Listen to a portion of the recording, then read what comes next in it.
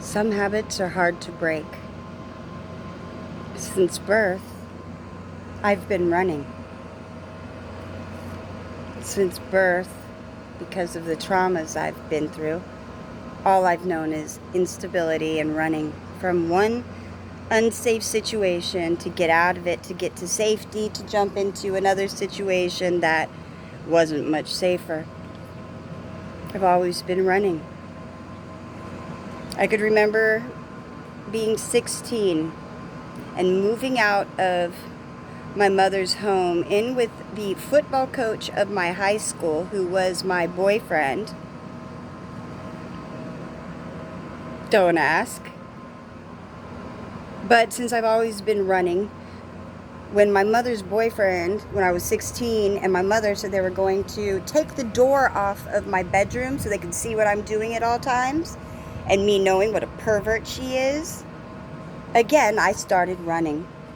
So what did I do? I ran from my mother's abuse and went to a college graduate who was the football coach, and I was still in high school. So I ran to that situation. So yes, I was taken in, which is phenomenal. So I was able to get away from the previous situation. But now what did I do? Brought upon a new situation. Was it as extreme as what I was going through there? No, but it was pretty close. And then what did I have to do once I was in that situation? I had to do pretty much what he said. I had to acquiesce. So I was in high school, living with a football coach and family, and having to do grown things that I had to do. So then I couldn't take that anymore. I'm tired of being controlled. I couldn't do it anymore. Because one night I was clicking my nails and he didn't like it, so he decided to choke me. Okay. That didn't work for me, so I ran. And I ended up running to a girl from school who then introduced me to a man named Bobby in the military, and I ran. We had an idea. He married me so I could have safety. Not love. He had a girlfriend. I didn't know that at the time. I thought he was joking. But he had told me, I'll marry you to get you to safety. And I didn't know at the time really how the military, I was still young. I wasn't even 18. I got married. I was still in high school. I had just turned 18 when I got married, and I was in high school, which is another story. So anyway, him and I ended up running off and getting married in the middle of the night. I have a lot of stories behind that. That was a great ship that I was married to, and I was married to Bobby. But then anyway, I ended up out of that situation, moved on to something else, and I had stayed with him for a while because I thought there was potential for us. I thought it was safer. I was in a habit of running.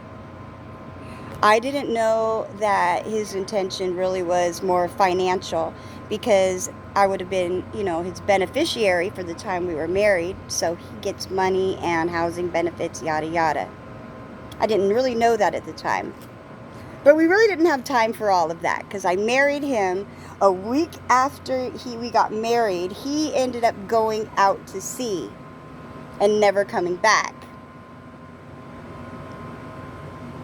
Years later, we'll skip forward, I found him, and years later, fast forward, new story, same story. I ended up getting ready to get married this was like 10 years later. This was when 9/11 happened. During 9/11, I had been dating someone else. His name was Sterling. Him and I had known each other a very long time. We ended up getting married. He was also military. Interesting that his last name goes with that, Bobby, and anyway, and his ship too, and a Kennedy, and yada, yada, yada, and a Southworth. And anyway, so I ended up married to him. I was getting ready to get married to him, right? So I had to find my first husband, Bobby, so I could marry Kennedy. So I said, Bobby, I found him because I'm a skip tracer, and that's what I do, is find people. So I found him and I said, hey, Bobby, it's great to hear from you. Guess what? I know we haven't talked in like 10 years and you're like my husband or whatnot, but I have met my husband and we want to get married. So we need to get divorced so I can marry my real husband. And he was so happy for me. He was like, oh my gosh, it's great to hear from you. After we went out to sea, we were gone. I didn't know how to reach you. You moved out. I didn't have your number. We'd only known each other for a short amount of time. So he gave me his blessing, and we ended up getting our marriage annulled. We were able to get an annulment, not a divorce, an annulment, because it was a military thing. He left really fast after. There was miscommunication, and I wanted things to be legal and right, because I want help, but I don't want something that's going to come back and bite my ass later. No thanks. No thanks. So that was funny. Then I married this other guy. And why did I marry him? I think I was running a little bit again. Needed a little more help. This was a friend of mine.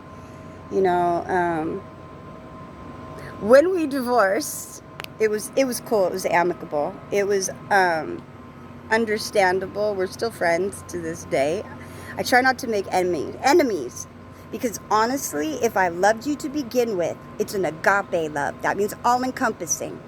And love never changes. God never changes. Same yesterday, today, tomorrow. So if it's true, it's true. Period. If it's not going to stick. So, you know. So when the divorce time came around, it was not that we thought each other were evil demons. We just realized that we weren't quite compatible with the same likes and dislikes. We weren't equally yoked. But just because we weren't equally yoked didn't mean he was an evil person.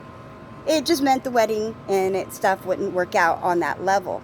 So we got divorced amicably, and we didn't have any issues. So that was fine. We have a daughter. She's almost 18 now. I can't believe it. My point being in this video, I'm seeing a cycle of running. See, now that goes with the fight, flight, or freeze. People who are victims of narcissistic abuse, satanic ritual abuse, or whatever forms, emotional forms of abuse, you develop personality traits or a lack of. Some people turn themselves off completely and have no emotions anymore as a way to block what happened, whereas others develop different personalities that could cope with each part of the trauma. If you don't find a way to cope through it and get through it, you could go to fight, which is never good. We see that leads to shooters and people doing crazy shit on the, you know, that you see on the news, those people that are triggered. You could do the flight, which is what I did, run. Because your reptilian brain kicks in. And when your reptilian brain kicks in, that has to do with your body being on automatic. It's basic function. So that takes over to basically just keep you alive because your body thinks it's going to die. So people will then, they do the flight. They run because they feel there's danger. That's what I got stuck in. And the sex programming. Because I was abused in many ways, including sexual. I'll talk about the other ways sometimes too. But right now I'm more talking to the MK sex beta kittens, the one who have been programmed specifically to be used either as breeders for the elites or play toys, or if they access your handbooks, because there are people out there who can actually I don't know if I want to go into that. Never mind. We're not going to touch that this video because that's off topic. That's more MK Ultra training center topic. So we'll come back to that. I'll make a mental note to myself.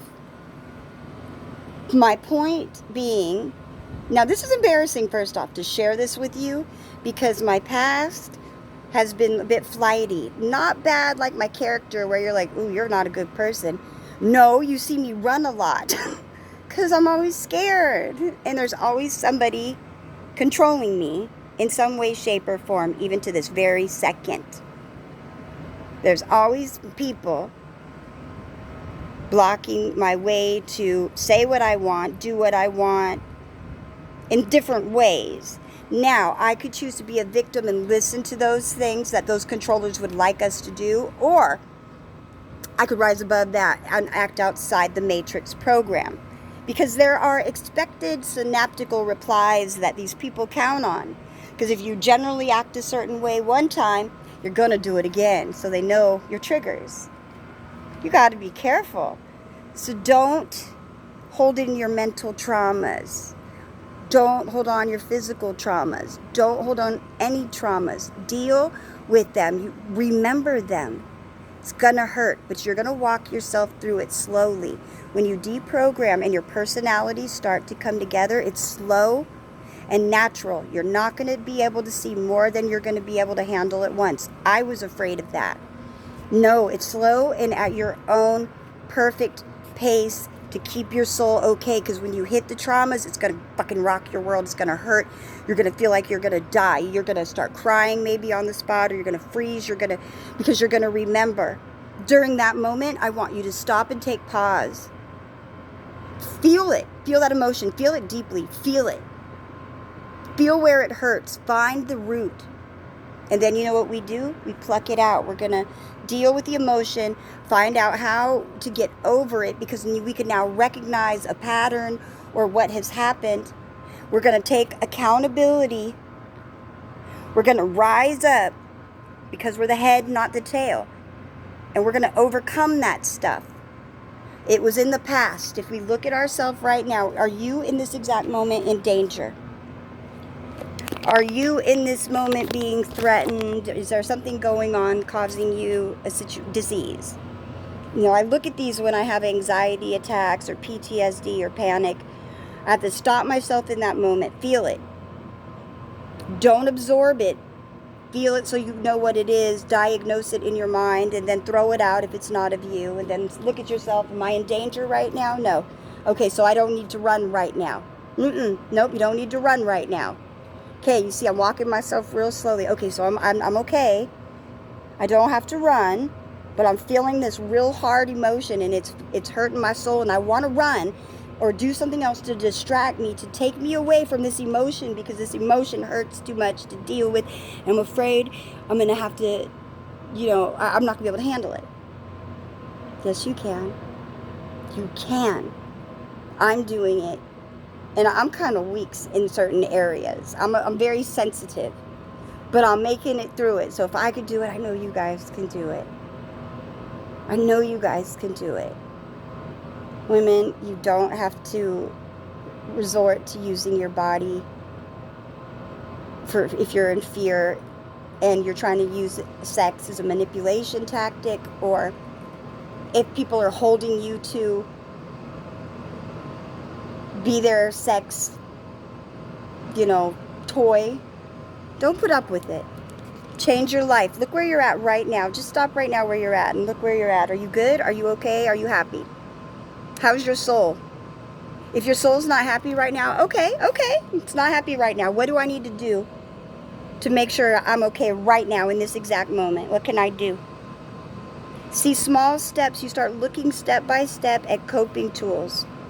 And finding new ways to get stuff done.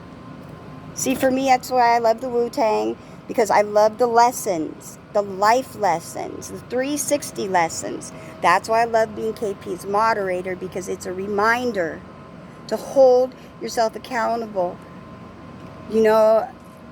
I know it's hard, and I struggle with talking about this. It's hard to remember it. It's even harder to share it, because I know I'm going to get judged by people. And it's scary. But you know what, this time? I'm not running.